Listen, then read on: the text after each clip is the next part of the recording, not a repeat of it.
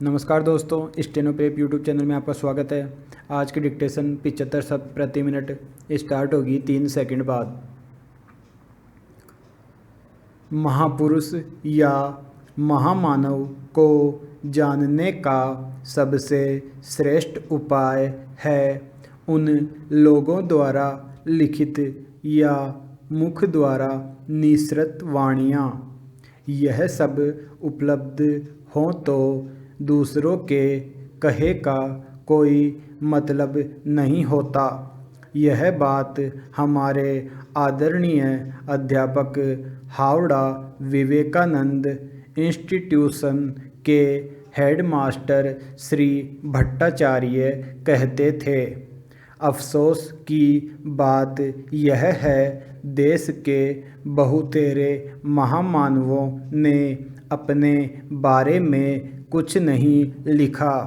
समय की अवहेलना और आलस्य लांघकर उन लोगों की लिखी चिट्ठियां भी उपलब्ध नहीं है।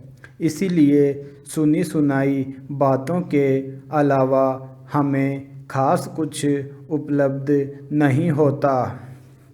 स्वामी विवेकानंद का जीवन नितांत क्षणस्थायी होने के बावजूद सौभाग्य से विभिन्न समय में लिखी गई अजस्र पत्रावली, चर्चा परिचर्चा, संस्मरण, हंसी ठिठोली, भ्रमण वृत्तांत और रम्य रचनाओं के संभार से हम वंचित नहीं हुए हैं। इससे भी ज़्यादा सुखद बात यह है कि उनके महाप्रयाण के एक शताब्दी बाद भी अनेक अप्रत्याशित सूत्रों से अनगिनत विस्मयकारी तथ्य आज भी आविष्कृत हो रहे हैं। जीवन के विभिन्न पर्वों में स्वामी जी ने इसी किस्म का परिचय पत्र संग्रह किया और वे तमाम पत्र अपरिचित स्थानों में एक धनहीन सन्यासी के विशेष संबल बने। विराम पैरा। प्रेमदास मित्र को पत्र लिखते समय स्वामी जी की उम्र 25 वर्ष थी।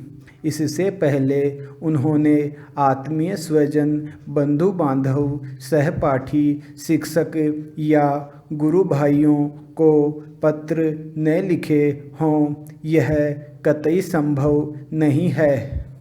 मौका मिलते ही वे पत्र लिखा करते थे।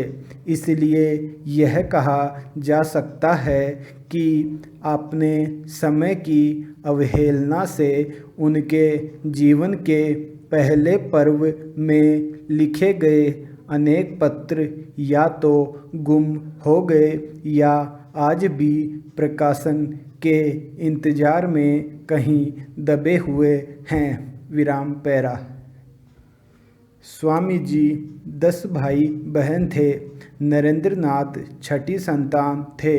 इन लोगों के बारे में आज भी बहुत कुछ अनजाना रह गया है।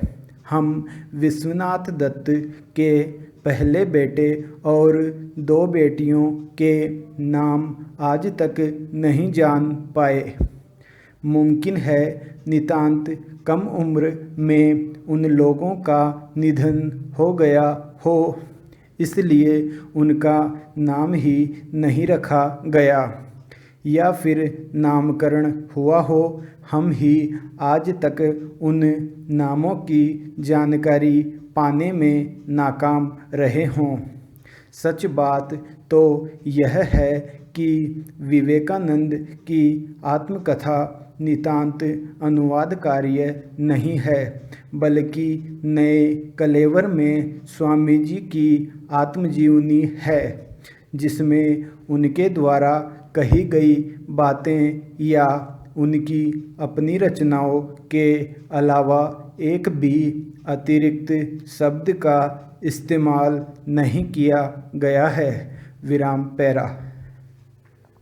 इस काल के और आगामी काल के जो सब मनुष्य जब विभिन्न रूप में विभिन्न कारणों से दुख जर्जर होंगे, जब उन लोगों की आँखों के सामने निराशा का अंधकार उतर आने की आशंका नज़र आने लगेगी, तब विवेकानंद की यह आत्मकथा उन सभी लोगों को प्रोत्साहित करेगी और किसी किसी क्षेत्र में भटके लोगों का मार्गदर्शन भी करेगी। इस बारे में मुझे संदेह नहीं है। समाप्त।